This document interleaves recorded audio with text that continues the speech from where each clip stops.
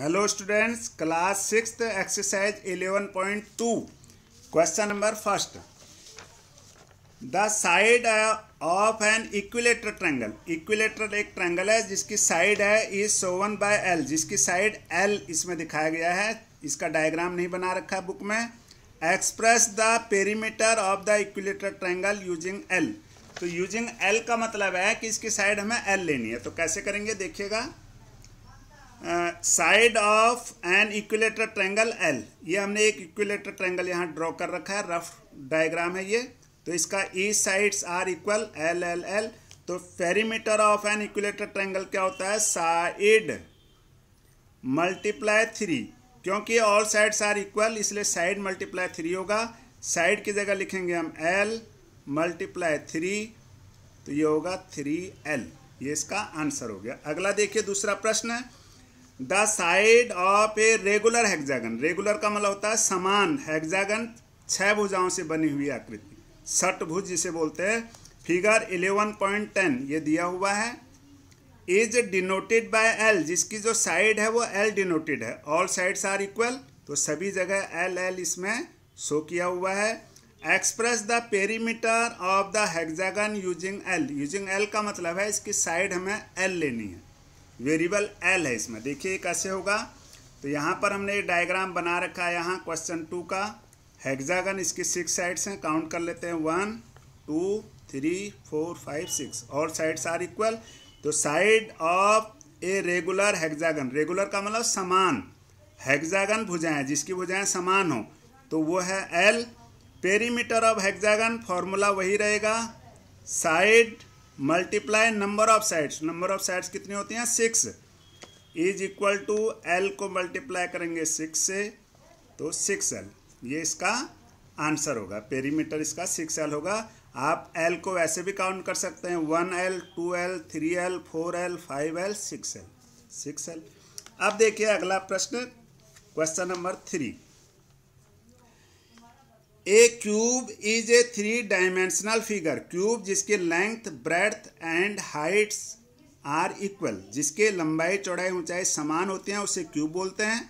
और एक होता है क्यूबॉइड, घनाभाकार, ये घनाकार हो गया। एक होता है क्यूबॉइड घनाभाकार, जिसकी लंबाई चौड़ाई ऊंचाई सेम नहीं होंगी। हो सकता है लंबाई चौड़ाई सेम हो, हाइट अलग हो। Figure is Sovan in figure 11.11, ये दिखा कर रखा है यहाँ फिगर।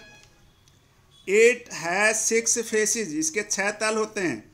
अब 6 तल आपको मैं, जैसे आप किसी रूम में बैठे हैं तो 6 तल कौन से होते हैं? एक तल हो गया नीचे फर्श, एक हो गया छत, 2 हो गए, और 4 हो गए इसके वॉल्स, दीवारें अपोजिट साइड्स में। 4 हो गए, 4 और 2 कितने हो गए? 6। 4 तो हो गए वॉल्स, और एक हो गया फर्श, और एक हो गया फर्श हो गया, और एक रूफ हो गया छत।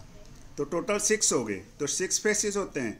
And all of them are identically square, सभी स्क्वायर होंगे क्योंकि क्यूब है। लेंथ ब्रेड्थ हाइट सेम है, तो सभी जो वॉल्स हैं, रूफ है, फ्लोर हैं, वो सारे कैसे होंगे? स्क्वायर के शेप में होंगे।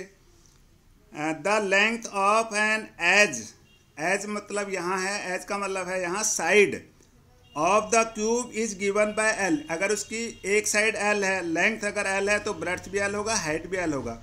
Find the formula for the total length of edges of a cube. तो क्यूब में कुल कितने एजेस होते हैं उसके हिसाब से एक एज की जो लंबाई है वो एल है, तो टोटल एजेस जितने होंगे उसको एल से हम मल्टीप्लाई करेंगे। आइए देखते हैं कैसे सॉल्व करेंगे इसको। यहाँ हमने एक क्यूब बना रखा है, ये आप देख रहे हैं नीचे। मान लीजिए ये नीचे फ्लोर है, फर्श है, ये लेंथ हो गया, ये ब्रेड्थ हो गया, ये इसकी हाइट होगी ऊपर। तो यहाँ लिखेंगे हम the length of an edge of the cube L, number of edges of a cube. तो क्यूब में एजेस कितने होते हैं ये आइए गिनते हैं। जैसे ये नीचे फ्लोर है तो ये इसके हो गए 4 साइड। देखिए 1 2 3 4, 4 तो हो गया नीचे, और 4 हो गया ऊपर रूफ का। 1 2 3 4, 4 और 4 8, और ये 4 हो गई इसकी हाइट, ये 1 2 3 एंड 4, तो टोटल कितने हो गए? 12। Number of edges of cube ये होते हैं 12, 12 भुजाएं होती हैं। Total length of edges of a cube, तो टोटल लेंथ कितना होगा? इसका फॉर्मूला वही होगा, side multiply length of side multiply total sides. जैसे इसमें हेक्सागन में 6 से किया था और इक्विलेटरल में 3 से किया था, तो इस प्रकार यहाँ टोटल साइड हैं 12। तो यहाँ साइड कितना दिया हुआ है गिवन L मल्टीप्लाई 12, तो ये होगा 12L। This is the answer. अब लेते हैं अगला प्रश्न, प्रश्न number 4। The diameter of a circle is a line, एक लाइन होती है diameter, which joints 2 points on the circle. Diameter जो होता है वो सर्कल के 2 पॉइंट्स को ज्वाइन करता है, मिलाता है। एंड ऑल्सो पासिस, और कहाँ से गुजरता है, थ्रू द सेंटर, और सेंटर से होके गुजरता है, ऑफ द सर्कल, सर्कल के सेंटर से।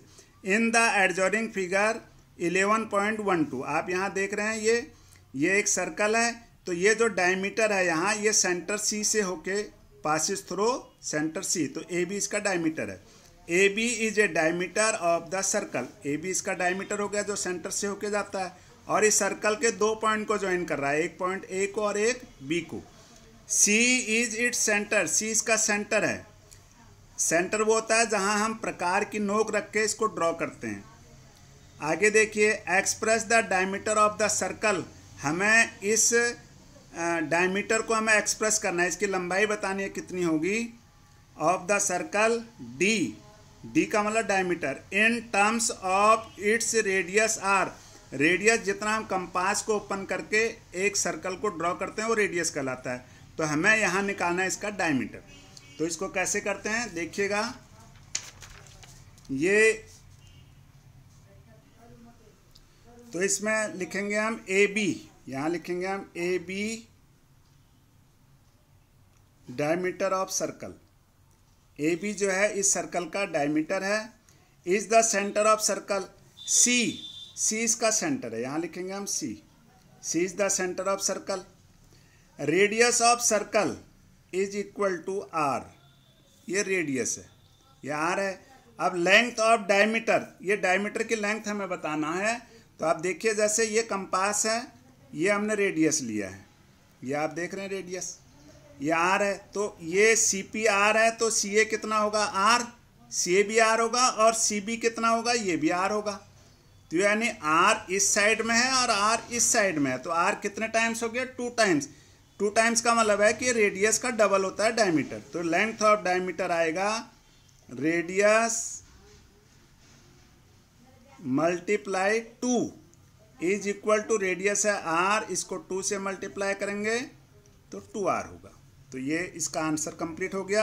अब देखिए अगला क्वेश्चन नंबर 5, इसको कैसे सॉल्व करेंगे यही देखिएगा आप इसी में।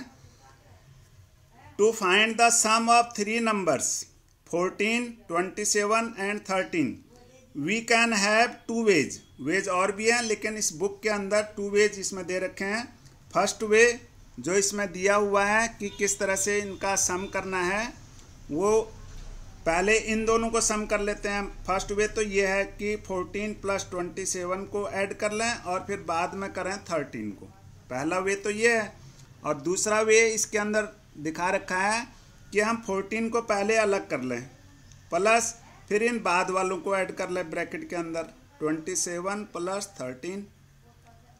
अब दोनों स्थितियों में इनका आंसर सेम आएगा। देखो हम सम करते हैं, 7 और 4 11, कैरी 1, 2 और 1 3 और 1 4 प्लस 13, तो ये हो गया आपका 54। अगला देखिएगा, इज इक्वल टू 14, इन दोनों का सम करेंगे, 7 प्लस 3 10 की 0, कैरी 1, 2 और 1 3 और 1 4, तो 40 प्लस 14 54। आप देख रहे हैं। तो इसका जो और वे हो सकता है वो भी मैं आपको बता देना चाहता हूँ कि अब आप इन दोनों को सम कर रखा है, इन दोनों के 14 प्लस 13 को सम नहीं कर रखा है ब्रैकेट के अंदर, 14 प्लस 13। एक वे और हो सकता है इसमें 14 प्लस 13 ब्रैकेट के अंदर और बाहर रख दो 27, तो भी सम इतना ही आएगा। अब ये इसमें इसलिए बता रखा है ये 2 वेज कि ये क्या कहलाता है। तो ये जो है इसमें लिखा है दिस, कौन सी प्रॉपर्टी है, this property is known as associativity. Associativity of addition of number, addition का मतलब सम करने के लिए, सम करने के लिए एसोसिएटिव किस प्रकार से हम उनको जो अपनी सुविधा के अनुसार हम ऐड करते हैं। इस फॉर्मूले का हम ज़्यादा यूज करते हैं जब यूनिट प्लेस का सम 0 आए। उससे क्या होता है कि जो अगली संख्या होती है उसको ऐड करने में और भी आसानी होती है। इस प्रकार के सम्स या एसोसिएटिव एडिशन के जो हैं पहले भी पिछले एक्सरसाइज में ये क्वेश्चन है, आप वहाँ से भी उनको सीख सकते हैं। और ये जो आपने यहाँ सीखा है ये प्रॉपर्टी आपके पिछले क्वेश्चन में भी आपके काम आएगा। तो आप इस वीडियो को लाइक कीजिए, शेयर कीजिए, सब्सक्राइब कीजिए। फिर मिलते हैं अगली वीडियो में। Thanks for watching.